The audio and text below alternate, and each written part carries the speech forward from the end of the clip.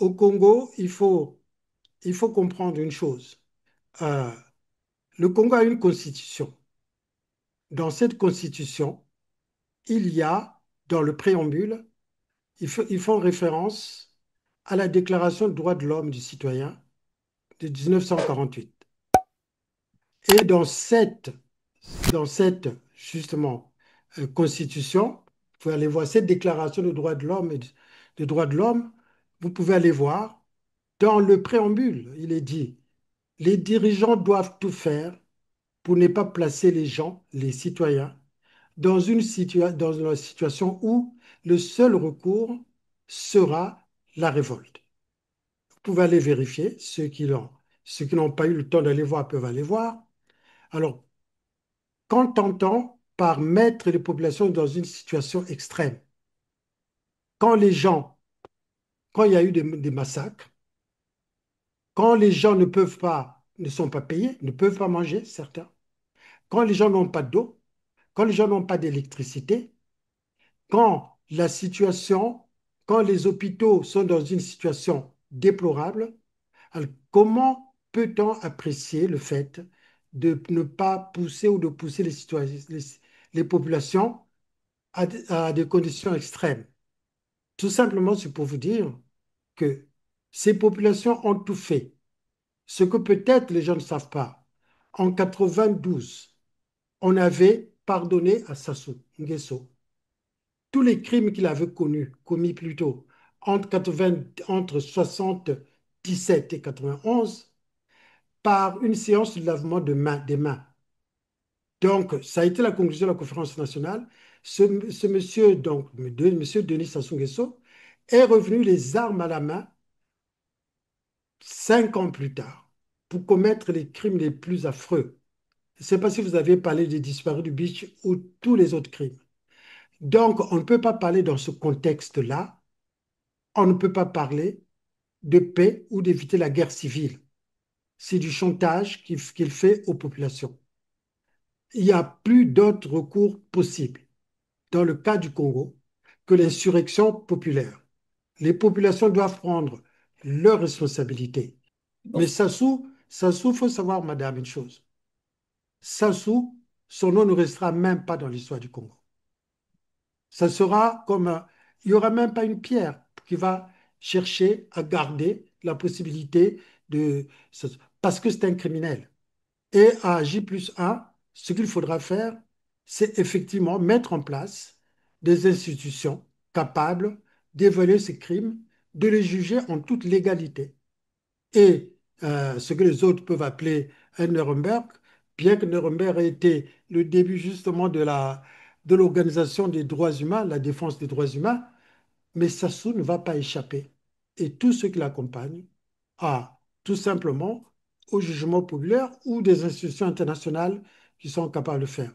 Les populations doivent se lever contre un système qui les opprime et les élections, les dialogues non plus, ne serviront à rien. Et quand on les invite au dialogue, il faut dire, dans une savane, les biches et les lions ne vont pas s'asseoir autour d'une même table pour discuter de la façon dont ils vont gouverner la savane. Les lions vont manger les biches. Donc c'est un rapport de force. C'est pour cela que je demande le message. Les Congolais doivent s'engager dans une lutte de libération effective pour qu'ils reprennent en main le destin de leur pays. Bonsoir à tous et bienvenue dans l'entretien du jour. La République du Congo peut-elle tourner la page de Denis Sassou Nguesso en 2026? Et pour décrypter les futurs enjeux de cette présidentielle, nous recevons David Londi. Bonsoir. Bonsoir. Alors vous êtes le chargé de la communication du CRC, le Congrès pour la Renaissance du Congo. À l'heure actuelle, comment peut-on jauger la position de l'opposition congolaise à l'approche de ces élections? Bonjour, merci de m'avoir invité. Je salue tous vos téléspectateurs. Premièrement, je crois qu'il faut mal nommer les choses, s'ajouter au malheur du monde, comme dit Camus.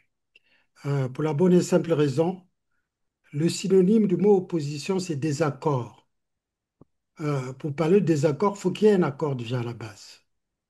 Or, les contradictions qui actuellement régissent les relations entre le pouvoir en place et les démocrates congolais, je parle démocrates, l'ensemble des populations qui luttent pour la libération de ce pays, n'ont jamais fait partie d'aucun accord. Sassou Nguesso est arrivé au pouvoir par un coup d'État le 5 juin 1997, aidé avec l'aide de la France et une armée étrangère, l'Angola, avec les mercenaires, tous les mercenaires qui intervenaient sur le territoire. Dans ce contexte, on ne peut donc pas parler d'opposition. On parle plutôt de la résistance, puisque, comme je vous ai dit, le synonyme d'opposition, c'est désaccord. On peut avoir des désaccords dans un couple, ou dans une entreprise, dans le cadre, par exemple, des discussions syndicales, et au cours des débats, des discussions, des échanges, on peut arriver à une entente. Mais dans le cadre actuel, il n'y a pas possibilité d'entente. On ne peut pas euh, mettre sur la table les droits humains, les principes de droits humains contre la participation ou la collaboration avec un système qui ne respecte pas les droits humains. Donc voilà, déjà au départ, je voulais déjà préciser cela. Au Congo, il n'y a pas d'opposition au sens où on l'entend dans les démocraties, c'est plutôt des personnes qui luttent pour la libération du pays. Vous affirmez que le Congo donc n'a plus d'opposition, mais pourquoi, en soi le terme opposition est assez dérangeant pour vous. Est-ce que cela émet justement que vous oubliez en soi les grands opposants comme Clément Mierassa qui appellent à un dialogue justement interne sous l'égide de la communauté internationale? S'il vous plaît, je crois que quand j'ai expliqué, j'ai dit le synonyme du mot opposition, c'est désaccord. Quand c'est parce que c'est pas, je veux faire un petit rappel si vous me le permettez. Euh, il y a un grand philosophe qui est passé dans le cadre des connaissances universelles, Aristote. Aristote avait classé trois types de constitution ou de gouvernance. Il y a le premier, c'est la gouvernance par un individu, c'est la monarchie et la tyrannie. Deuxième gouvernance par un groupe de personnes, c'est l'aristocratie et l'oligarchie. Troisième, c'est la gouvernance par l'ensemble des populations. C'est les régimes constitutionnels avec une constitution qui régit les rapports et la démocratie. Dans le cas du Congo, nous sommes face à la première dénomination de la constitution selon Aristote, c'est-à-dire gouvernance par une personne. Nous sommes dans, ce n'est pas une monarchie, mais dans une tyrannie. Et dans ce cadre-là, donc, tous les démocrates qui luttent au Congo, qui se battent, vous avez parlé de Clément Mirassa, se trouvent dans un contexte de la résistance. Et puis vous avez parlé de dialogue. Dialogue, ça vient, vous voyez, il y a deux, et puis le quere, qui vient du latin, qui veut dire parler. Donc il faut échanger, pour pouvoir échanger, mettre sur la table un certain nombre de choses. Or, vous savez très bien dans ce cadre-là, le dialogue est régi par le rapport de force. Tant que le rapport de force est en faveur du tyran, on ne peut pas parler de dialogue. C'est pour cela que cette notion de dialogue, vous savez, dans un système comme celui qui est au Congo, il y a deux types de, comment on appelle, de problèmes, de problématiques. La première, c'est celle qui régit les élites qui sont au pouvoir pour réguler, pour ne pas arriver à une implosion du système, ce que nous voyons au Congo. Et deuxième, c'est l'opposition dirigeant-citoyen. Dans ce cadre, il n'y a que la coercition ou la légitimation. Donc, comme vous m'avez invité, vous avez parlé du CRC. La philosophie du CRC, On va c'est en pas parler. d'élection. Mhm. On va en Voilà, parler après. Oui, j'enchaîne. pas d'élection dans le contexte actuel du Congo, dans une dictature, parce que dans une dictature, ce qui compte avant tout, c'est le rapport de force. Ça est au pouvoir depuis 1979, avec une interruption de 5 ans entre 92 et 97.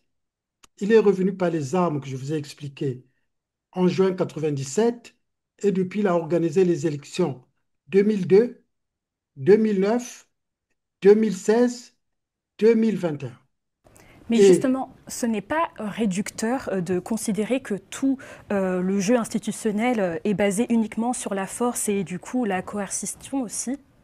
mais vous savez très bien que actuellement, les dictateurs, dans le cadre actuel, sont en pleine mutation. Ils se transforment, ce qu'on appelle le terme moderne, en spin dictateur. C'est-à-dire, ils ont installé des constitutions, ils ont installé des institutions pour paraître démocrates, mais des institutions qui ne respectent pas.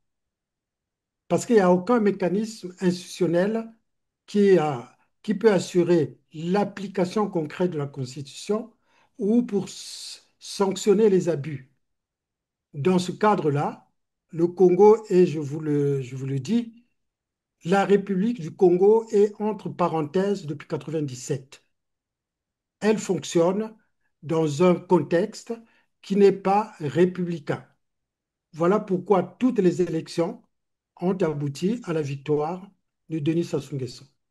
Après, la population a également son mot à dire. Vous pensez réellement déjà d'un point de vue historique que les Congolais considèrent qu'aujourd'hui, la seule issue, c'est la résistance et non pas une possibilité beaucoup plus pacifique. Mais vous savez très bien que dans l'histoire du Congo, ce pouvoir repose sur un triptyque, qui est le triptyque est euh, l'argent pour corrompre, euh, la force pour réprimer et le tribalisme pour, comme idéologie pour gérer l'ensemble du système. Dans ce cadre, dans ce contexte, euh, le tribalisme a généré tout le modèle que que vous voyez qui fonctionne actuellement et qui a fait de telle sorte que dans les institutions les plus importantes et qui fait aussi de telle sorte que le patronage par affinité ethnique au détriment de la méritocratie a été l'élément prédominant dans ce pays. Et dans ce cadre, les populations sont dans une situation où, que vous suivez d'ailleurs vous-même, tous les problèmes au niveau des salaires, des pensions, qui ne sont pas payés pendant des années, je dis bien, des pensions de retraite. Vous voyez, il y a eu des situations euh, au moment de la prise du coup d'État de 97, des centaines de milliers de morts, dont certains spécialistes estiment à 400 000 morts. Bon, après estimation, quand on regarde bien, en tout cas, ça varie entre 160 000 et 400 000 morts. 160 000, l'estimation de l'Université de Sherbrooke, 400 000, l'estimation d'Éric Denessé. C'est pour cela, Dans vous ce, pensez réellement que la population congolaise est encore prête à revivre tout ça? la population, et c'est ce qu'il faut comprendre, justement, voilà le thème. Le Congo n'a connu de répit que quand Sassou Nguesso a été au pouvoir. Toutes les périodes où il n'avait pas été, je vais vous donner quelques exemples. De 79 à 91, le Congo, il n'y a pas eu de guerre, mais qu'est-ce qui s'est passé pendant toute cette période? Vous aviez suivi en 77 l'assassinat du président Marion Ngouabi, l'assassinat de Massamba Deba, l'ancien président, l'assassinat du cardinal Piayenda. Et en 77, donc, après avoir fait ce coup d'État, il s'installe. Là, la conférence nationale. D'ailleurs, je demande à nos compatriotes d'aller regarder tous les témoignages qu'il y a eu au cours de la conférence nationale. Au cours de cette conférence nationale, il y a eu des témoignages, des gens qui ont témoigné sur la mort de ces éminents personnages. Et donc, il laisse au pouvoir assez volontairement, d'une façon très calculée, Yomi Opango. Mais derrière, il instrumentalise. tous les partis pour récupérer le pouvoir en 79. De 79 en 91, on assiste à l'élimination systématique des cadres. Ça, c'est documenté. On peut mettre à disposition Oui, tous mais ces pour en revenir éléments-là vraiment à la à ceux qui population, voudraient. à l'envie de la population. Mais là, justement, euh, cet argument de parler de la paix systématiquement, c'est tout simplement pour dire que si moi je ne suis pas au pouvoir, vous avez la guerre. C'est ça que je veux dire. Quand Lissouba a pris le pouvoir de 92 à 97, il a tout fait pour déstabiliser le pouvoir de Lissouba. Il y a eu même un de ses, comment on appelle, faut pas dire, un de ses miliciens, Idefer Moani, qui l'a confirmé en disant le pouvoir de Lissouba n'était pas le nôtre, euh, donc il fallait à tout prix tout faire pour le déstabiliser. Il y a eu donc la guerre qui a eu en 93, euh, instrumentalisée derrière par Denis Sassou Nguesso. Ensuite, quand quand il revient au pouvoir depuis 97, effectivement, il n'y avait pas de guerre, mais il y a eu des situations dans le Pool, je ne sais pas si vous êtes au courant, euh, un département qui a été complètement détruit. Détruit. 30% le taux de scolarité, de scolarisation dans ce département est tombé à 30%. Et le nombre de divorces, parce que les femmes ont été traumatisées par ce qui s'est passé, est à peu près à 67%. Rapport publié par euh, les structures religieuses qui avaient cherché à comprendre ce qui se passait dans cette région. Monsieur Londi, si je vous pose cette question, car en tant que chargé de communication du CRC, vous affirmez catégoriquement que la révolte est la seule issue face à la tyrannie au Congo. Mais prenons le cas justement de la Centrafrique, par exemple, qui dans les années 2005 a été plongée dans une crise humanitaire de grande ampleur à cause des résultats électoraux contestés par l'opposition, ce qui a permis ensuite la création de plusieurs groupes rebelles, qui a ensuite amené à une guerre civile. N'y a-t-il pas là justement un risque que l'insurrection dégénère encore avec une guerre civile qui est justement qui pourrait être en République du Congo? S'il vous plaît, bon, la question que je veux vous poser, croyez-vous qu'actuellement en Centrafrique, nous sommes dans une situation complètement démocratique? Je ne vais pas entrer dans des contradictions qui ne sont pas celles qui nous concernent actuellement, En tout cas, c'est un exemple du coup de contestation électorale qui a mené justement à des guerres civiles.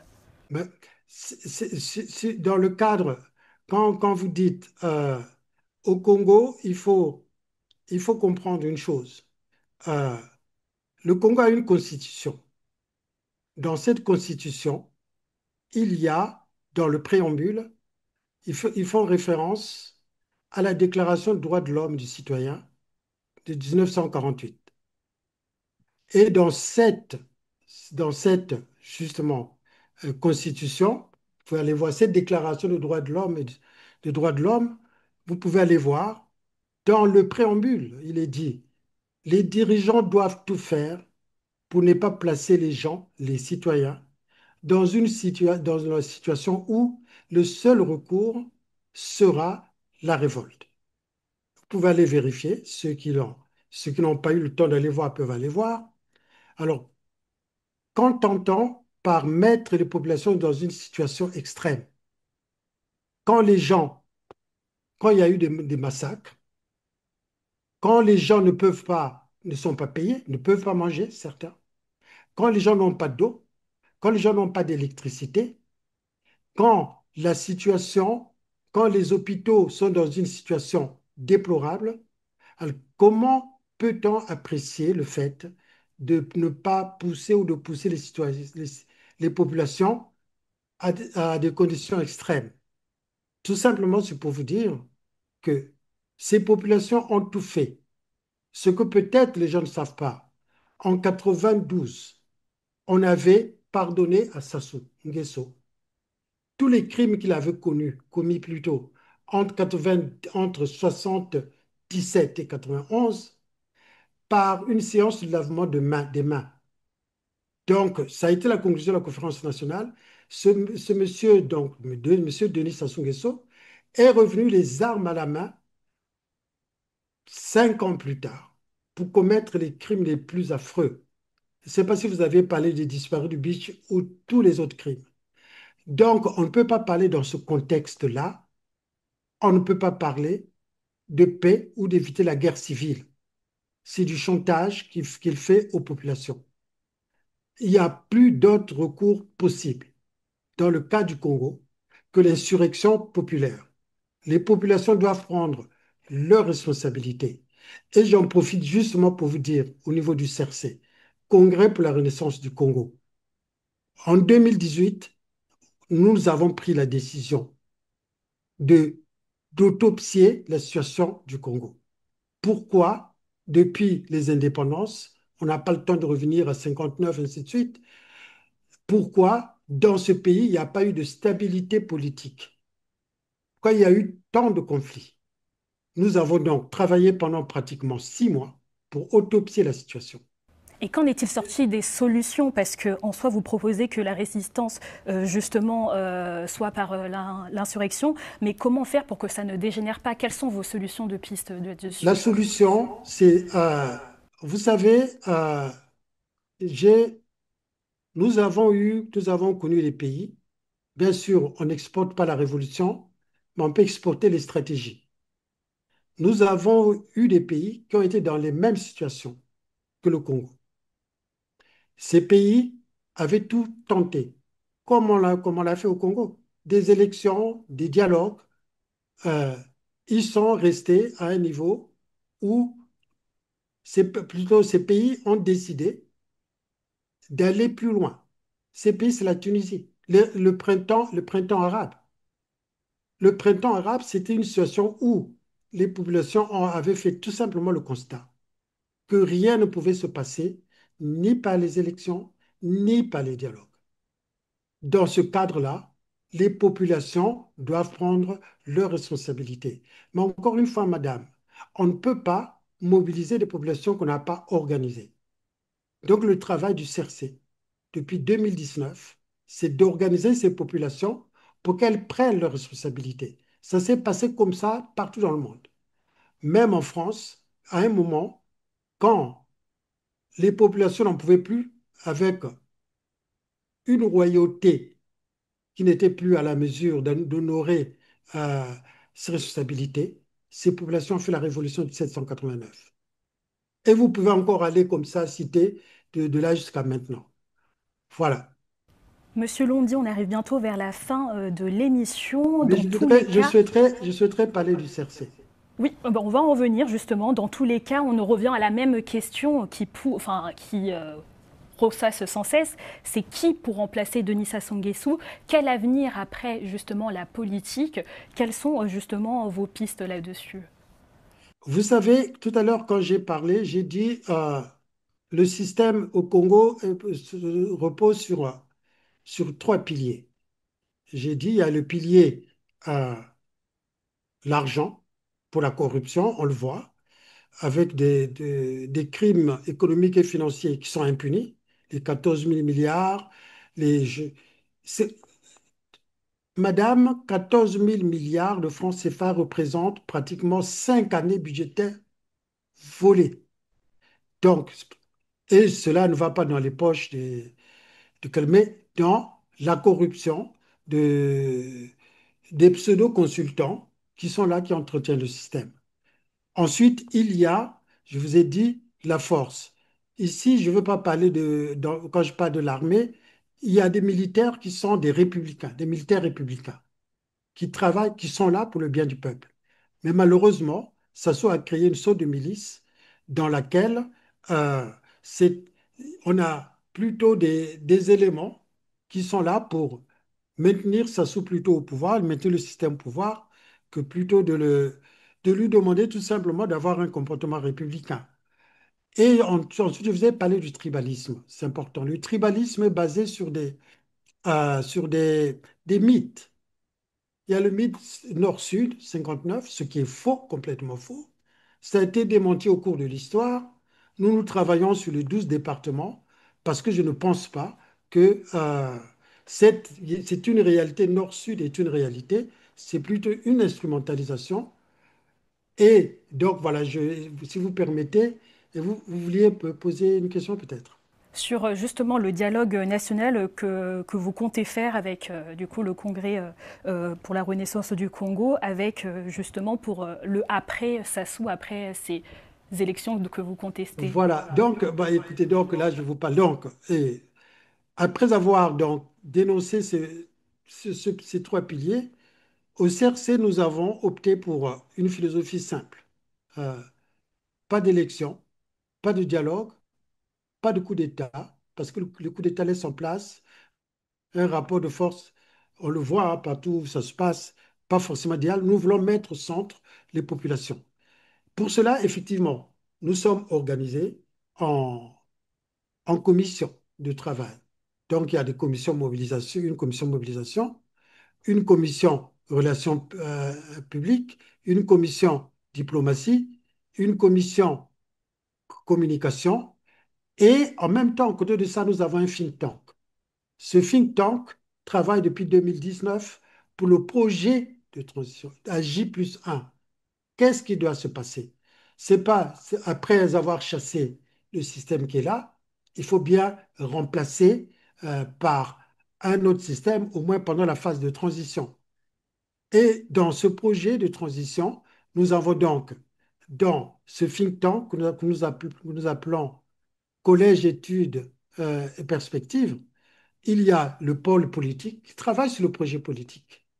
Il y a le pôle économique qui travaille sur le projet économique, le projet santé, le projet éducation, le projet défense et nouvelles technologies. Donc, tout ce travail qui est fait, c'est justement pour préparer ce passage qui est délicat, parce que tout commence à J+1. Oui, bien sûr, vous avez chassé le système, mais que mettez-vous en place? Donc, pour nous, ça impliquait tous les Congolais de pouvoir mettre au centre la méritocratie, la capacité à travailler et à gérer les problèmes qui se posent à notre pays. Il ne faut plus, donc, par rapport à cela, nous le préparons. Le collège, nous avons un projet. Ce projet qui a commencé depuis 2019 n'est pas seulement porté que par les Congolais. Ce qu'on a voulu mettre en avant dans ce projet, c'est les compétences. Qu'on soit sénégalais, qu'on soit congolais, qu'on soit camerounais, qu'on soit français, qu'on soit canadien, qu'on soit américain, si dans les différents pôles nommés, on a des compétences pour pouvoir préparer ce projet, effectivement, les gens viennent, travaillent et ce projet est prêt. Et et à J+1, nous allons commencer à le déployer. Mais Sassou, il faut savoir, madame, une chose. Sassou, son nom ne restera même pas dans l'histoire du Congo. Ça sera comme il n'y aura même pas une pierre qui va chercher à garder la possibilité de... Parce que c'est un criminel. Et à J+1, ce qu'il faudra faire, c'est effectivement mettre en place des institutions capables d'évaluer ces crimes, de les juger en toute légalité. Et ce que les autres peuvent appeler un Nuremberg, bien que Nuremberg ait été le début justement de l'organisation des droits humains, la défense des droits humains, mais Sassou ne va pas échapper. Et tous ceux qui l'accompagnent à tout simplement au jugement populaire ou des institutions internationales qui sont capables de faire.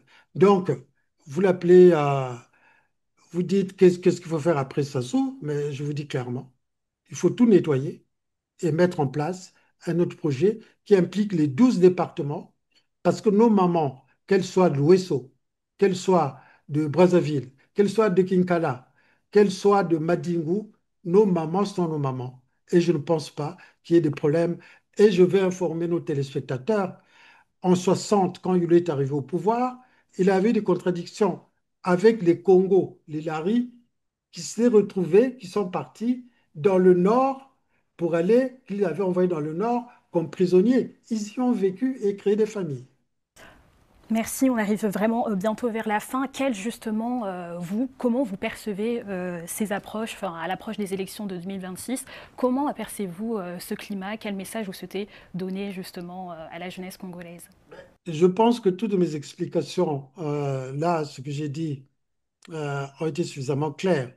Pour nous, les élections sont un non-événement parce que nous travaillons sur l'insurrection populaire depuis 2019, 2018.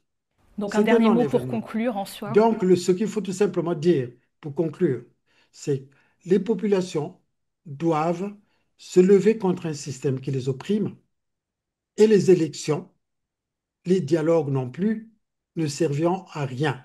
Et quand on les invite au dialogue, il faut dire, dans une savane, les biches et les lions ne vont pas s'asseoir autour d'une même table pour discuter de la façon dont ils vont gouverner la savane. Les lions vont manger les biches. Donc c'est un rapport de force. C'est pour cela que je demande le message. Les Congolais doivent s'engager dans une lutte de libération effective pour qu'ils reprennent en main le destin de leur pays. Merci beaucoup David Lundi, donc chargé de la communication du CRC, le Congolais pour la renaissance du Congo. Merci à Mustapha Kanté pour la réalisation. C'est la fin de l'entretien du jour. Bonne suite de programme sur Global Africa Télé Sud.